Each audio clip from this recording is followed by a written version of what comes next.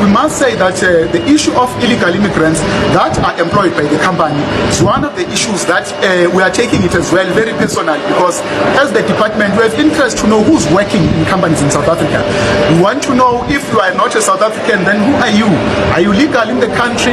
Are you illegal in the country? If you are illegal, then Home Affairs comes in, the migration officers, they comes in, and then they will tell us who are you. As we have heard, we have managed to find there are 10 illegal foreign immigrants who are working here with their fake permits, with their fraudulent passports and everything.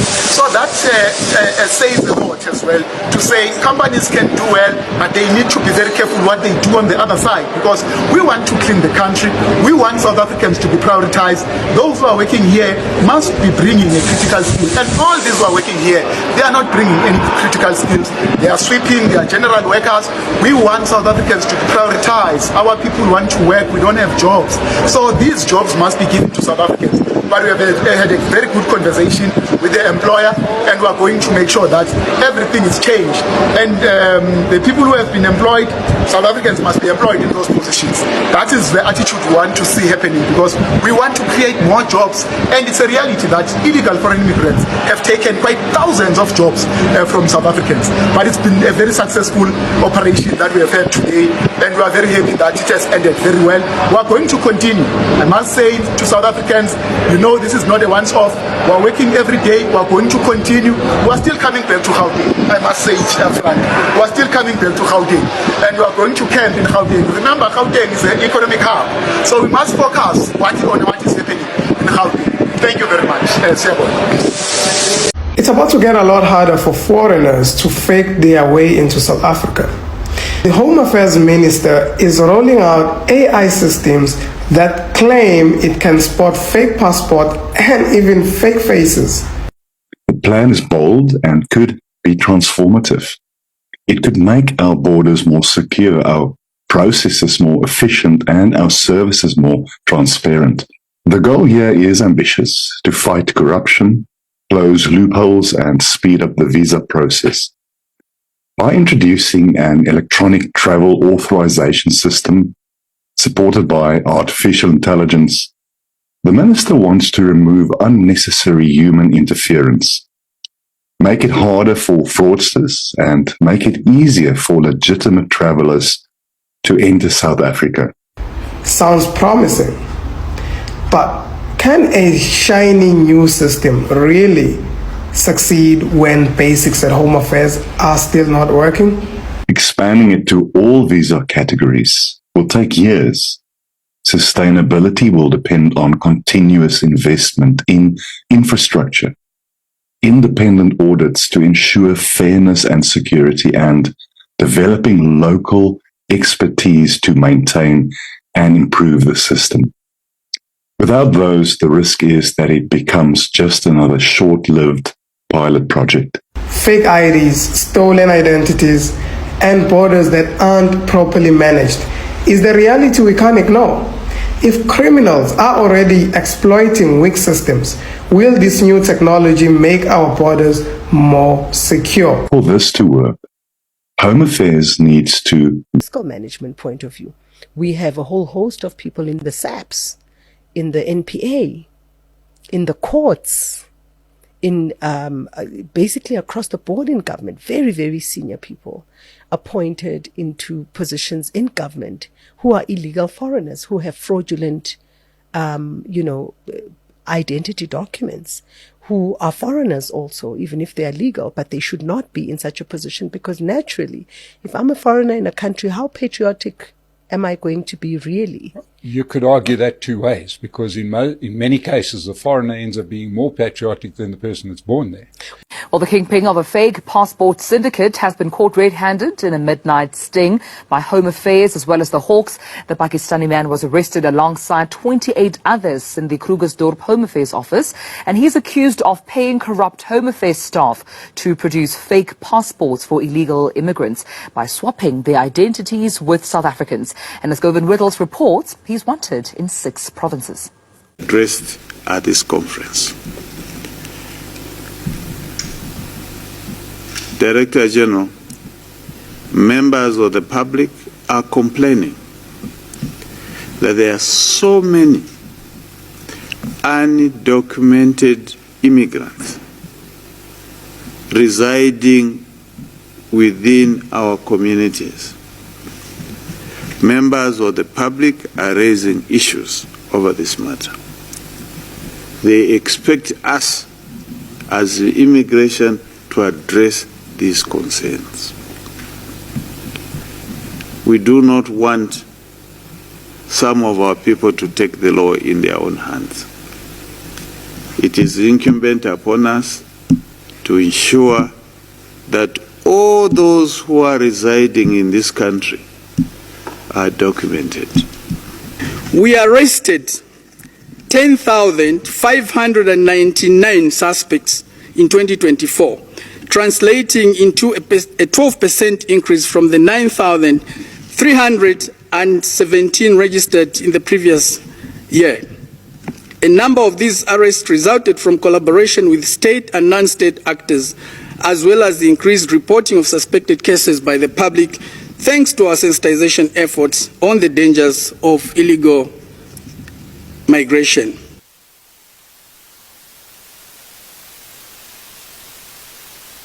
Director General, I wish to commend you all and your officers for the good work in maintaining high levels of professionalism, which is contributing to the Treasury through your asset recovery efforts. This effort is testament of your selfless leadership. I also want to mention, sir, that these officers gathered before you here have been guided adequately as to their responsibilities. They have been guided to understand that as officers of the Commission, they have a responsibility to the government of the day. They have a responsibility to move with the policies of the government of the day. And they have Recently, I see there's a lot of information that confirms that all of this looting is also exacerbated by the appointment of illegal or legal foreigners, for that matter. There are certain positions that whether a foreigner is legal in a country or not, they may not be in such a position, such as security, I think certain treasury positions, all the, sections of government that are excessively sensitive and that can, put the country at risk from a security point of view or fiscal. We should not be saying people who are arguing, some of them are arguing from a zone. We're not arguing from a, people must come to our country legally. People must come to our country legally. The ones that are sitting here illegally in the country, surely we should be sending them home.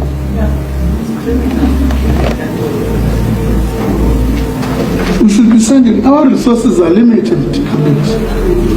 We've had an economy which has been declining since 2014, and per capita has also been declining. When I say per capita, I mean one person for South Africans, I don't including others. Our rand is declining compared to what we've had. Now we've got others, we're claiming in the same rand. That thing should be discussed objectively. As I'm about to read what says, or urbanization. Added to this dilemma of these people, there's massive internal mobile urbanization, which I'm talking to the issues you're referring to. You've all got all the squatter camps, and people go into a squatter camp. They become first in the queue, and there's somebody who has been in a backyard for years.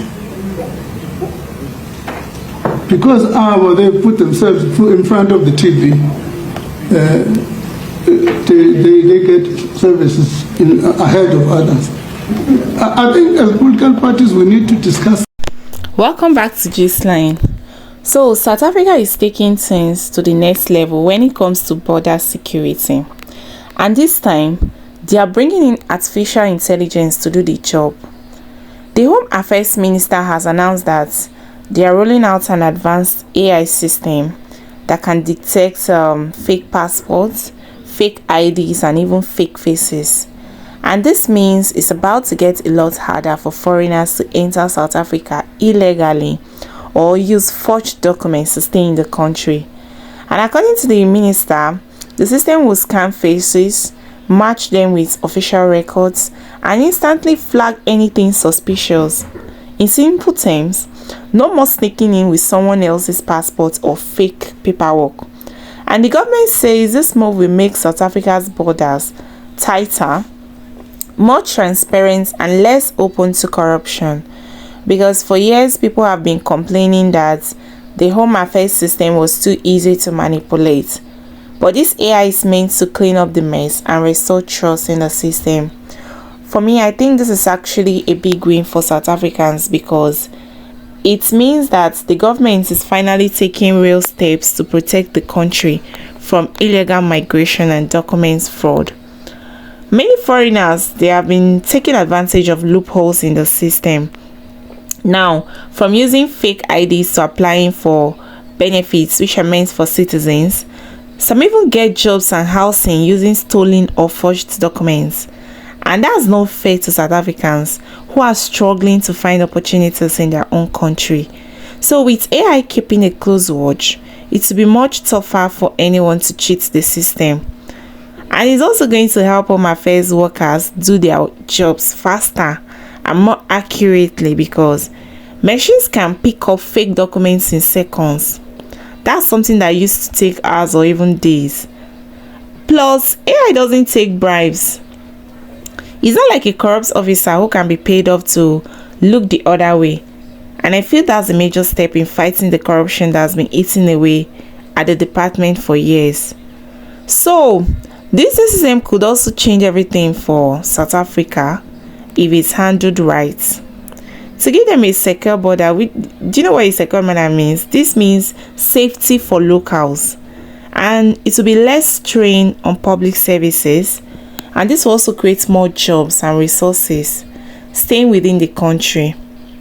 I feel that it will also send a clear message that South Africa is serious about law and order, and they mean business.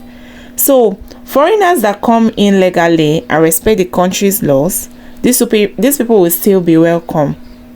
But anyone that is trying to beat the system will find it nearly impossible. And I think this is a bold move that shows the government is ready to modernize and also use technology for good. If things go as planned, South Africa might soon have one of the most advanced and secure border systems in Africa. And I feel that's something every citizen should be proud of. And we should also hope that other African countries will follow suit and follow what South Africans are doing. Well, do you think this AI is really going to stop and restrict or make their border tighter to illegal foreigners? Well, let me know what you think in the comment section. And if today is your first time joining my channel, please kindly like, share and subscribe.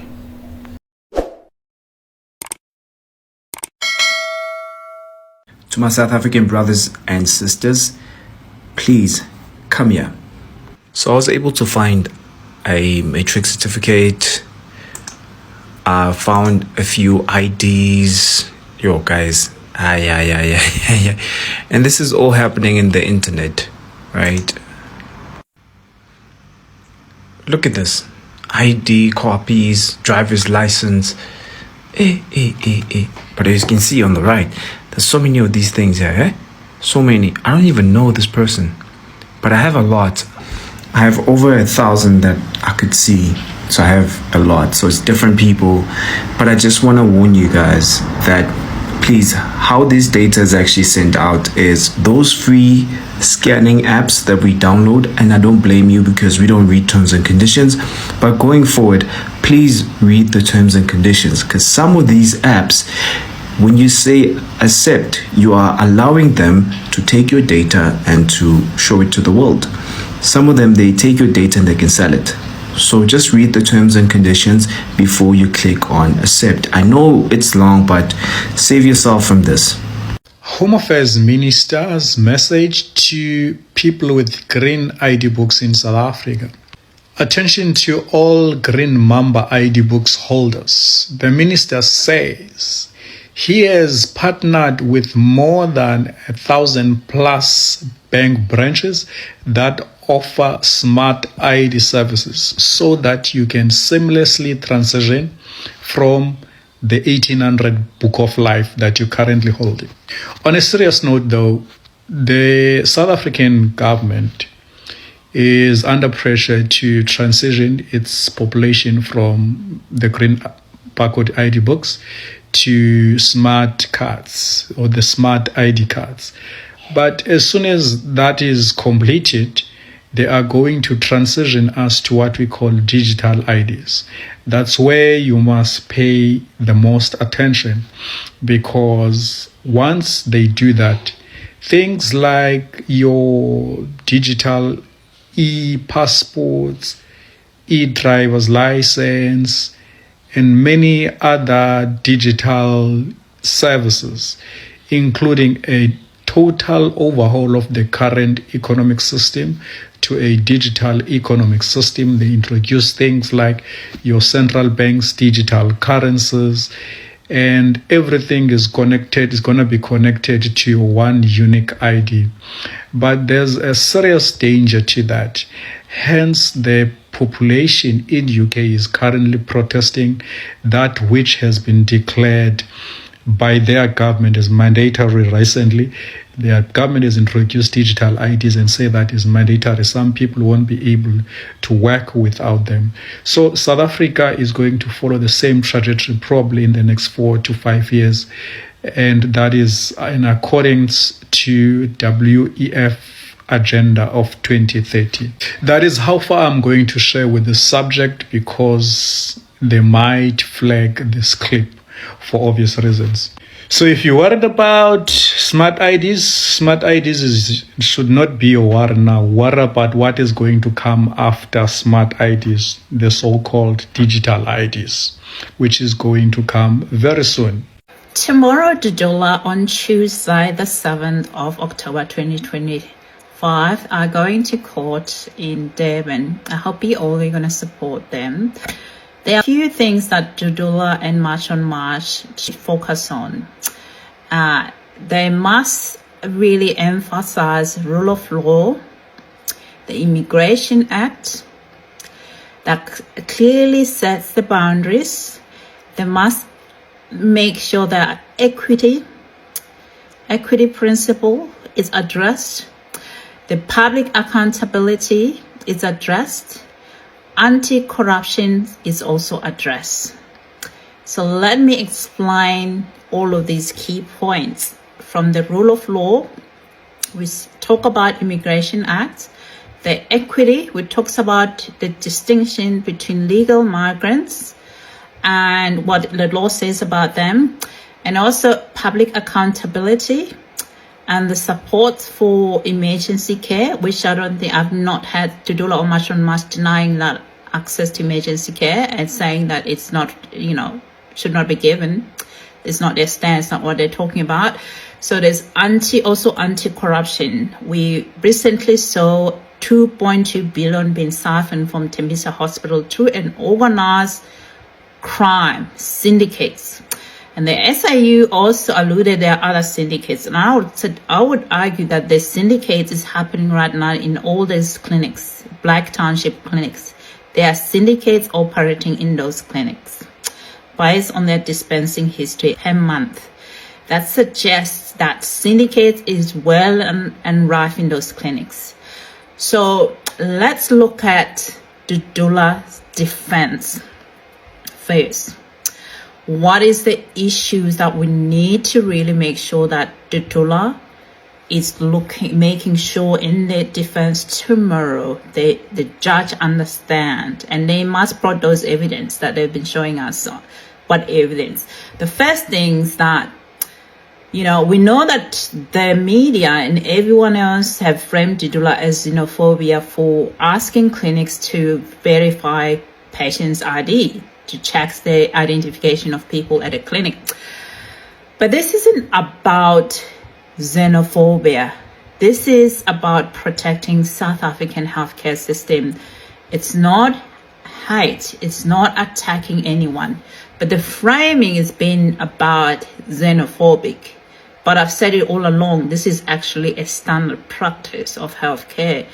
healthcare workers must verify people's identity, especially when you have a lot of illegal, undocumented people that are entering the system. So it's very important for safety of that healthcare and integrity of the data that people are identified correctly who they are. So there are also stuff that have shown us the bus that was en route to Zimbabwe with evidence showing medicines dispensed from South African clinics with label attached to them. These were not just brand new medicines. Even if they were brand boxes, they would still be illegal going to another country. So they were dispensed, showing that they were labeled and dispensed correctly at the pharmacies in South Africa, but they were in boxes and suitcases heading to Zimbabwe. So that is also an issue here about evidence of medicine trafficking. So they must demonstrate that evidence of medicine trafficking.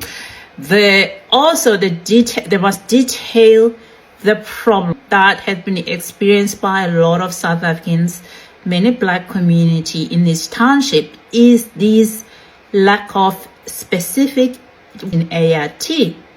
That is a problem, because if people are maintained a specific ART and they don't access them when they need them, then there's a very highly likely there's a potential for them developing resistance, because they then stay for a period without that medication. When they develop resistance, means no medicines is going to help them. They ended up dying for a preventable cause. So that is the very important problem around this issue of ART. But there's also another issue around this problem of this trafficking concerns is the seeking of these codeine syrups and pseudoephedrine. We've already saw a 2-hour bust of these drug labs in South Africa. That also raised concerns about whether people are using these API, active pharmaceutical ingredients from these medicines, and divert them to make this recreational substance like methamphetamine. Those methamphetamine destroy communities, they destroy families. And so that is another thing that the dealer must make sure this problem is very clear to the judge. The third thing is around the frontline nurses, their testimony. So we saw a video that nurses from Pimville Clinic actually being interviewed explaining how pregnant women were coming to these clinics, foreign national pregnant women with fake ID, some IDs, stolen IDs of other people. Also alleged that some of them were going to different clinics, have multiple files being opened on different names, but because staff can see them, would recognize this person is saying this is person today, tomorrow is saying this person. So that also suggests to me that there's a syndicate that creating these multiple files so they can get these recreational substances, to create this controlled substance. All right. So this is also a very important point that the doula and Marshal Mass must make sure that the judge understand this concern, raise this concern. So another thing, they must actually frame the crime issue around this. That's not healthcare, that's actually an organized crime, that we're dealing with organized crime here inside our clinic. Another syndicates that the SIU hasn't picked up but out alert. There's a syndicate that's going on in the clinic itself, in the clinical care around the ghost patients, because of the very loophole that you don't ask people's identity, you do not have data sharing, you do not have script monitoring system. So if you don't have those things in those clinics, of course, this is a loophole. The criminals have found this loophole, and they find these vulnerable illegal immigrants. They're using them for this purpose. All right, and some South Africans are involved. In every crime committed in South Africa, there's always one clever blacks in there. All right, so just be aware. It's not an issue of just illegal immigrants. It is organized and colluding with South Africans to commit this crime. All right, so another thing that you need to look at it's the law. Another difference, it's the law. Immigration reference. So Immigration Act 13, 2002, Section 42, it says that illegal immigrants are excluded from public benefits. All right, they're excluded from public benefits. So another law reference is also, there's a reference around the visa. Legal migrants with proper status in South Africa are required to have a private healthcare. All right, that is the law of South Africa. They're required to have a private healthcare. So then you have the Constitution itself, subsection 3, section 27, subsection 3. Everyone has the right to emergency medical treatment.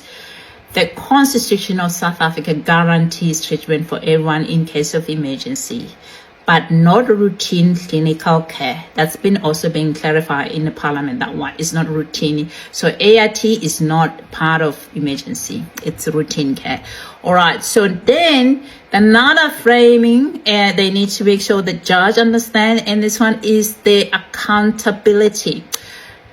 So identity checks are not xenophobic. I don't know how many times I would say this. Asking verification of someone's identity, it's not discrimination. They are public protections. They are a way that people identify it's really you. You can tell me who you are, but I also need to verify who you are and your entitlement. Therefore, I need to request your identity. In Australia, it will be your Medicare, but in South Africa, it will be your identity. All right, so that is the basic healthcare requirement. All right, so also they must also make sure that the judge understands that we need to protect the system. We need to protect the nurses. We need to protect the entire healthcare in South Africa. So ensure that it's sustainable. It's sustainable. The very fact that other countries don't have budget for their health care and they're sending their patient, their responsibility to South Africa, that's bad. That's bad. They're responsible for their own citizens. It's not hate. You need to protect your own. You need to protect the limited resources that you have. And then when you have enough, then you can assist. As always, South Africa has always assisted neighboring countries for specialized care, and that should always continue, because not many countries around South Africa in the SADC region have access to chemotherapy and other specialized care. They often seek them in South Africa, and that should always continue. And there's also that one is not through me as a person going through South Africa and requesting it. It is through the agreement of the Department of Health and the country's healthcare system around that. They agree even on the payment, right? Is to regional, intra-governmental agreement. And then the patient comes through the border with those paperwork that are required by the Department of Health and the immigration officials. So that is not what we're talking about here. We're talking about people who just jumping the border with no paper and then flooding these clinics. This is what specific we're dealing with here in this scenario, okay?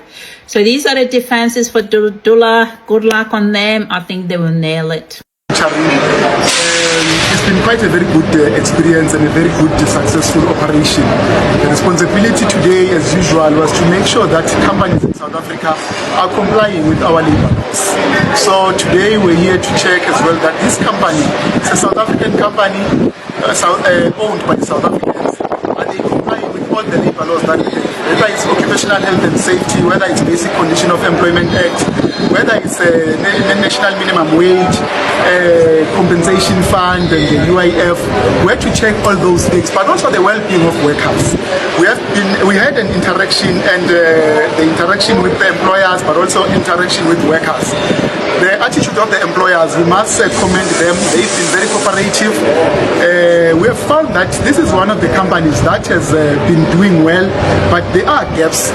They are moving towards being 100% compliant with all our labor laws. There are gaps that we have found regarding our occupational health and safety with UIF. They are complying with the compensation fund, and which makes us happy.